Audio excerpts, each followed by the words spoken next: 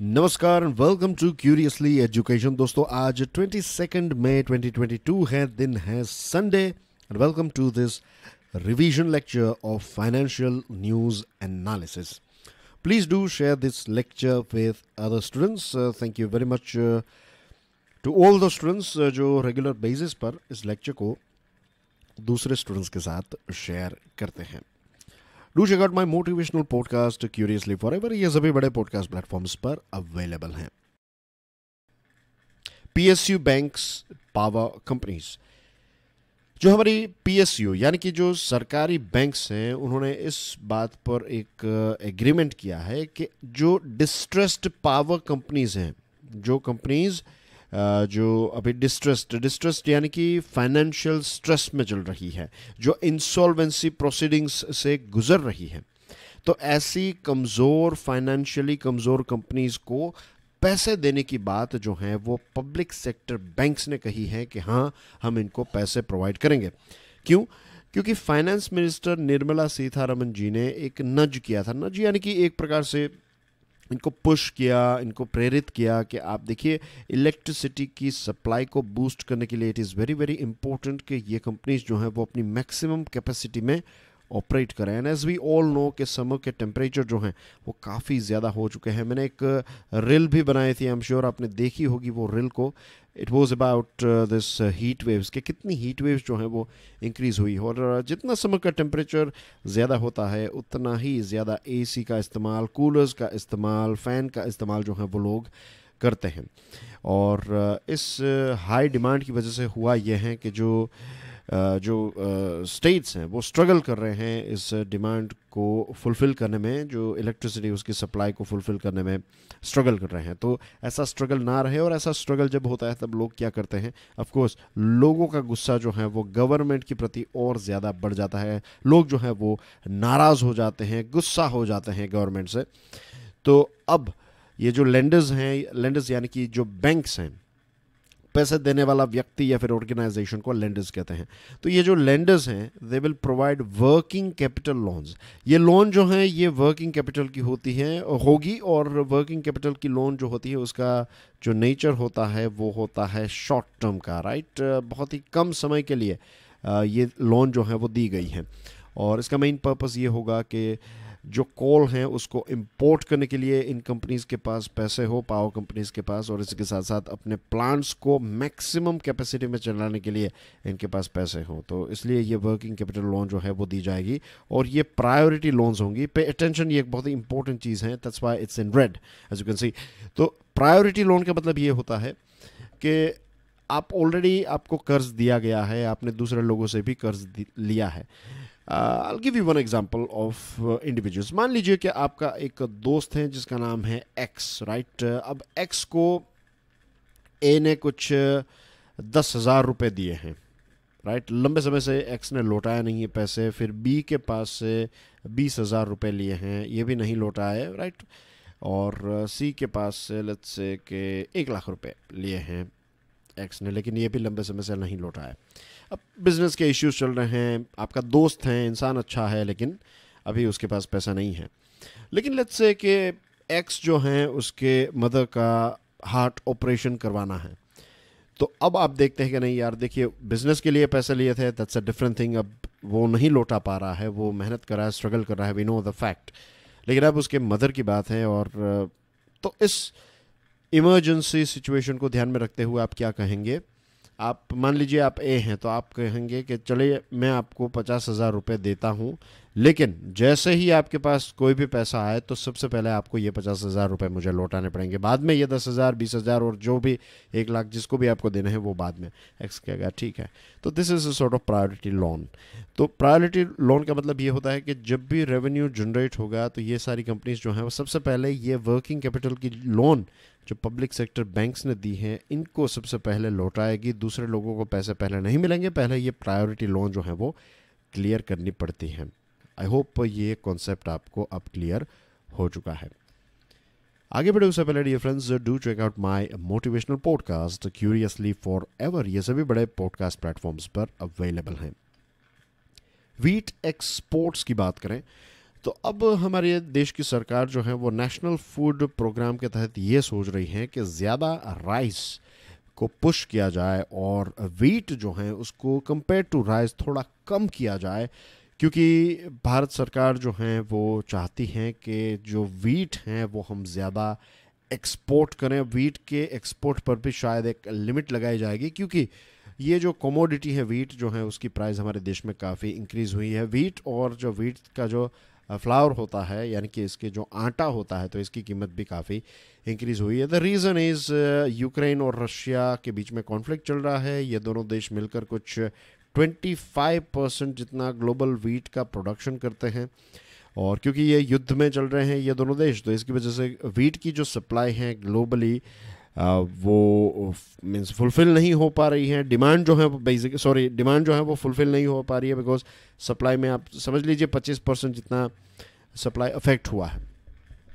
तो भारत एक wheat producing country है, तो भारत चाहेगा कि ये जो ग्लोबल रेट अभी चल रहा है वीट का वो जो था उससे 40% ज़्यादा है। जस्ट इमेजिन कि 100 रुपये की कोई चीज़ है, आज उसकी कीमत मार्केट में 140 है और आपको ये चीज़ जो है वो 90 रुपीज़ में पड़ रही है। पहले आप 90 रुपीज़ की चीज़ 100 में बेचते थे, अब आप उसी 90 रुपीज़ की चीज़ का आपको 140 मिल रहा है। तो ये एक छोटे समय के लिए आपके पास ये अपॉर्चुनिटी है, कम समय के लिए। इसकी विंडो जो है वो बहुत ही शॉर्ट है, राइट। कुछ समय के बाद ये चीज़ होपफुली सोल्व हो जाएगी। तो अब भारत सरकार भी चाहेगी कि हमारे किसान जो हैं वो मैक्सिमम प्रॉफिट कमाएं, ये उनके लिए एक अवसर है।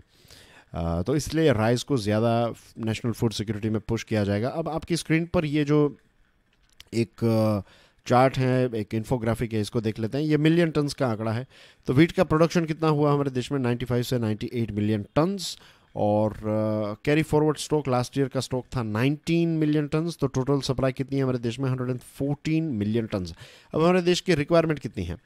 100 मिलियन टन्स जितने रिक्वायरमेंट होती है। Strategic reserve 7.5 million turns, traders के पास कुछ 1.5 मिलियन टन्स रहता है।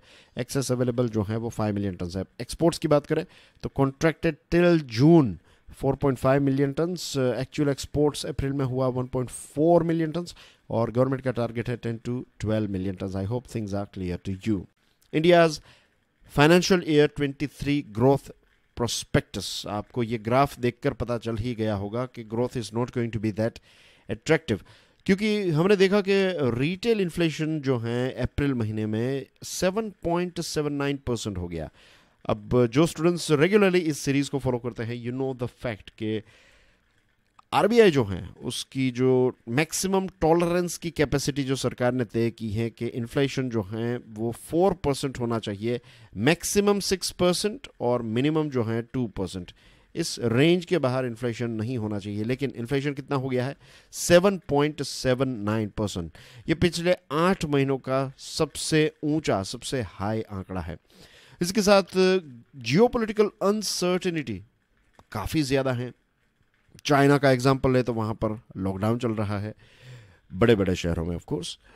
फिर रशिया यूक्रेन का इश्यू जो है ये भी अभी चल रहा है। अब फिनलैंड और स्वीडन ये बता रहे हैं कि वो इस नेटो ग्रुप को ज्वाइन करना चाहते हैं। तो चीज़ें जो हैं वो ग्लोबल लेवल पर भी काफ़ी अनसर्टेन है। रिजर्व बैंक ऑफ इंडिया ने अचानक से, आपको पता है पिछले 2 हफ्तों के अंदर की बात है, जब रिजर्व बैंक ऑफ इंडिया ने इंटरेस्ट रेट को इंक्रीज़ किया, और जो नेक्स्ट मॉनिटरी पॉलिसी कमेटी की मीटिंग होगी बाई मंथली, ये 6 से लेकर 8 जून तक होगी। तो इस पॉलिसी रिव्यू में भी यही नज़र आता है कि इंटरेस्ट रेट जो है वो इंक्रीज़ होगा, यानी कि आपकी लोन्स जो हैं ये एक्सपेंसिव हो जाएगी, लोगों के ईएमआई जो हैं वो एक्सपेंसिव हो गए, ऊपर से फ्यूल की प्राइस काफ़ी एक्सपेंसिव है, तो लोग जो हैं वो कम पैसे खर्च करेंगे।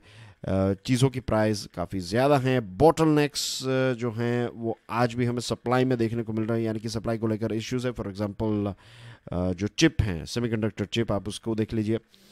और दुनिया की अलग अलग सेंट्रल बैंक्स जो हैं वो अपने इंटरेस्ट रेट को, यानी कि रेपो रेट जो हैं इसको इंक्रीज़ कर रही हैं। तो पैसों का जो फ्लो भारत आता है, ख़ास करके शेयर मार्केट्स एक्सेट्रा में, तो ये भी कम हो जाएगा।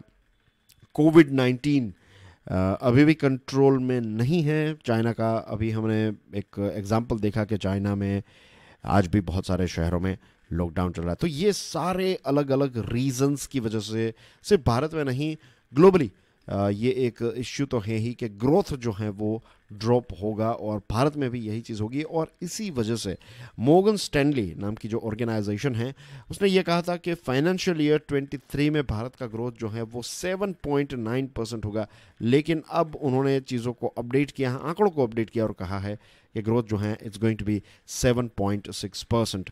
रही बात फाइनेंशियल ईयर 24 की, तो पहले कहा था कि 7% जितना ग्रोथ होगा भारत का, अब वो कहते हैं कि 6.7% होगा। तो एज यू कैन सी अभी से ही ग्रोथ जो है उसके आंकड़े में, प्रोजेक्शन में एक ड्रॉप हमें देखने को मिल रहा है। Job creation, right, it is very very important कि नई जॉब्स जो हैं वो जनरेट हों, लोगों को जॉब्स मिलती रहें, गुड क्वालिटी की जॉब्स मिलती रहें। और इसके लिए we need more business, we need more startups, right, more entrepreneurs of course. और नीति आयोग जो हैं वो एक पॉलिसी लेकर आने वाली हैं। एक see the thing is, NITI Aayog कोई पॉलिसी जो है वो लॉन्च करने का काम नहीं करती है, राइट, इन द सेंस कि नीति आयोग ने अगर पॉलिसी बना ली तो वो सरकारी पॉलिसी बन गई, ऐसा नहीं होता है।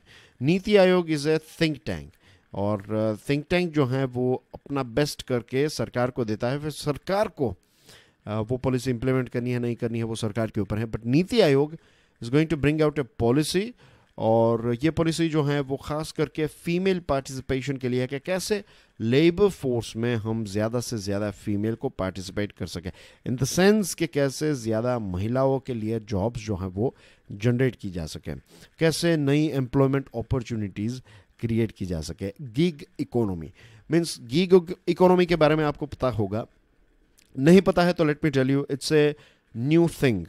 अब गिग इकोनॉमी में ऐसा है कि आप किसी कंपनी के लिए काम नहीं करते, राइट। आपको लेट्स से आप ग्राफिक डिज़ाइनर हैं, राइट, ये थंबनेल और लोगो और ये सारी चीज़ें जो हैं वो डिज़ाइन करते हैं, लेट्स से आप वेबसाइट में पिक्चर्स, इमेजेस एक्सेट्रा।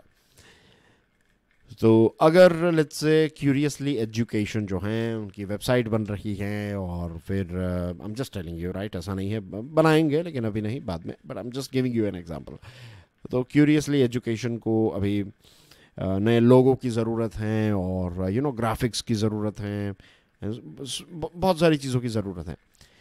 तो अब ऐसा नहीं है कि मुझे एक ग्राफिक डिज़ाइनर को पूरे साल के लिए जॉब में रखना, नहीं, मैं उनको लिस्ट प्रोवाइड कर दूंगा कि मुझे पीपीटी के लिए चाहिए, मुझे कम्युनिटी के लिए चाहिए, टेलीग्राम के लिए कुछ चाहिए, इंस्टाग्राम के लिए कुछ चाहिए, तो ऐसी 15-20 चीज़ें जो भी मुझे चाहिए, I will tell this person, और वो मुझे बना देंगे, और उस जॉब के लिए I will give them money, जो भी हैं, लेट्स से 5,000, लेट्स से 10,000 रुपये जो हैं, उन्होंने वो चीज़ें मेरे लिए बना दी, और फिर मैं खुद वो चीज़ें एडिट कर सकूँ, यूज़ कर सकूँ, आपको सेंड कर सकूँ।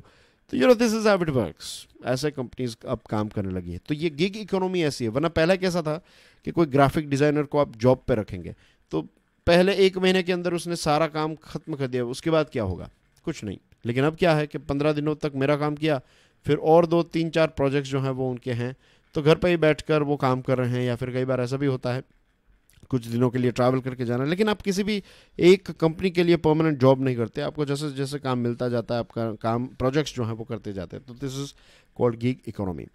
फिर केयर इकोनॉमी। केयर इकोनॉमी में बच्चों की देखभाल करना, बिकॉज महिलाएं जो हैं वो अब वर्किंग वुमेन बनती जा रही हैं, तो जो बच्चे हैं उनकी देखभाल करना, when the mother and father they are at their offices.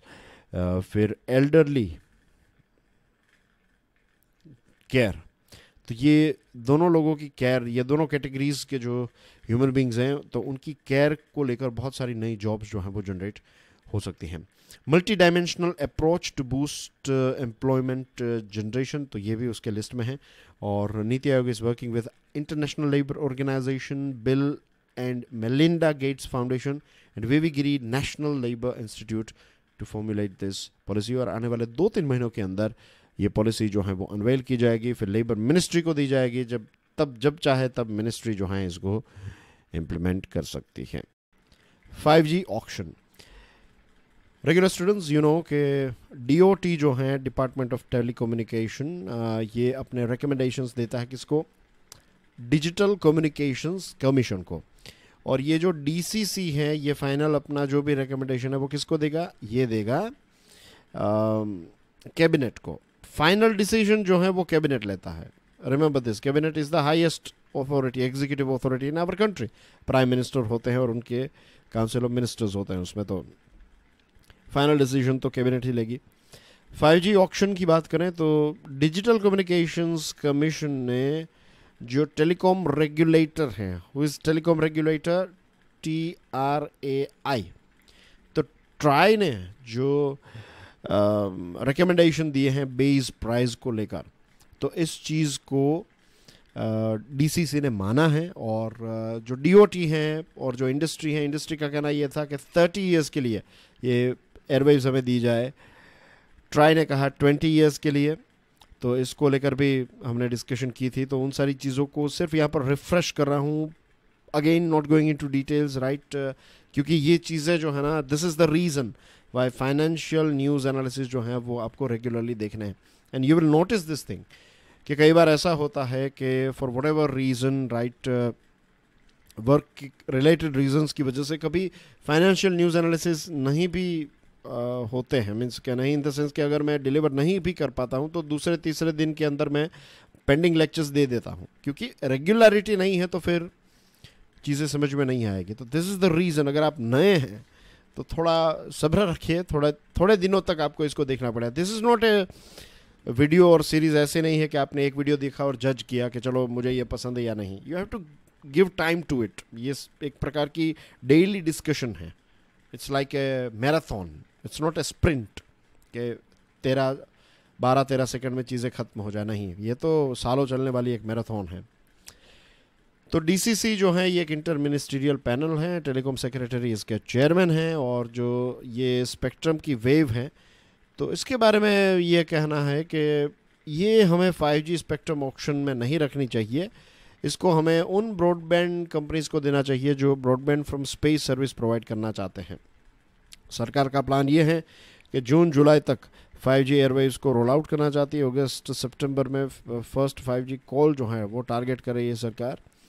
और इसी बात को कंटिन्यू करें तो आज के फाइनेंशियल अखबारों में हमें पढ़ने को मिलता है कि प्राइम मिनिस्टर नरेंद्र मोदी साहब ने ये कहा है कि हमें जल्द से जल्द 5G सर्विसेज को रोल आउट करने की ज़रूरत है, और इसमें जो भी चीज़ें करनी है वो सरकार और इंडस्ट्री को मिलकर इसको जल्द से जल्द रोल आउट करना चाहिए। ये हमारे लिए बहुत ही इम्पोर्टेंट है, देश के लिए इम्पोर्टेंट है, क्योंकि आने वाले 15 सालों के अंदर 5G टेक्नोलॉजी की वजह से $450 बिलियन का एडिशन होगा हमारी इकोनॉमी में।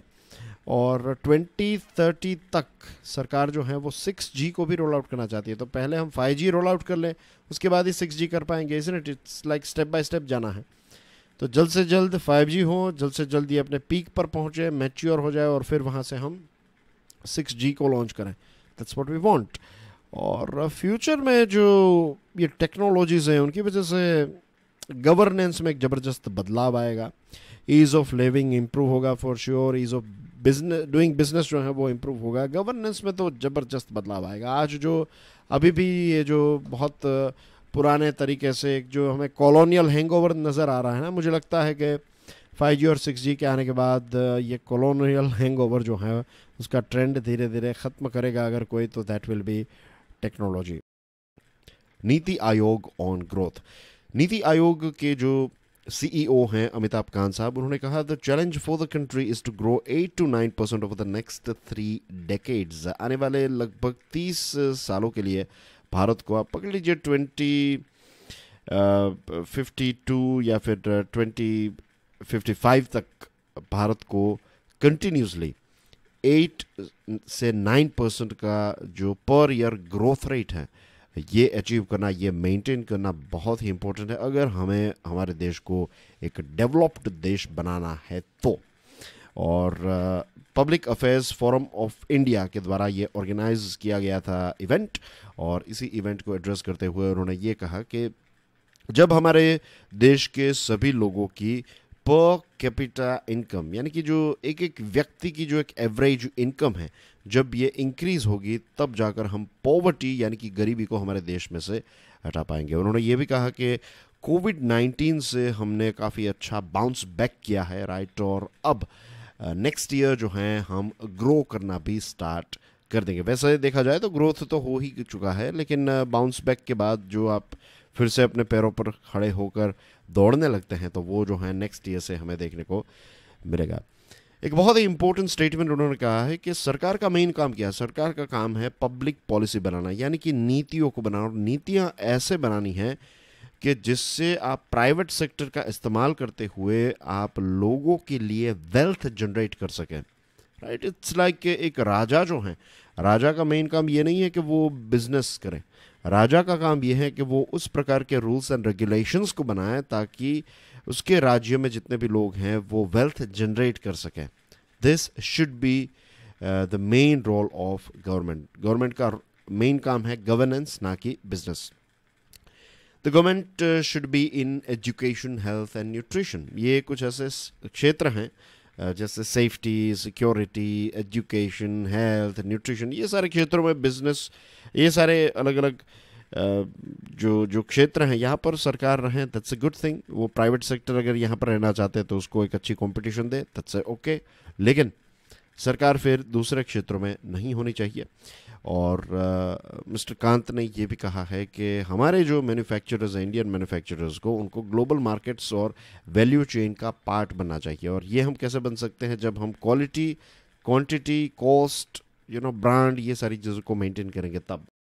Thank you very much for watching this video dear friends. तो अब आप अपना बाकी का बचा जो दिन है, संडे है, उसको अपने हिसाब से एंजॉय ज़रूर कीजिएगा। And don't forget to share the link with other students. I will see you soon. Stay curious. God bless you all. Jai Hind.